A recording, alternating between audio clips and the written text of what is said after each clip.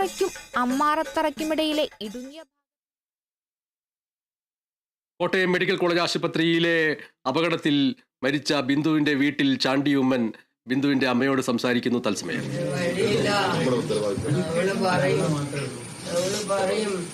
അമ്മ ഇല്ലാത്തൊന്നും ആരോടും പറയല്ലേ അമ്മ, വഴിയിലാരോടും പറയല്ലേ, ഇവിടംകാരോടൊന്നും പറയല്ലേ, ഇല്ലാന്നൊന്നും പറയല്ലേ, ഇല്ലാന്നൊന്നും പറയില്ലമ്മ.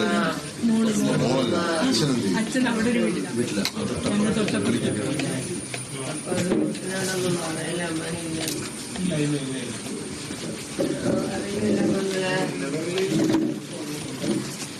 മക്കളെ, എന്റെ പൊന്ന എന്റെ മക്കളെ, പിന്നെ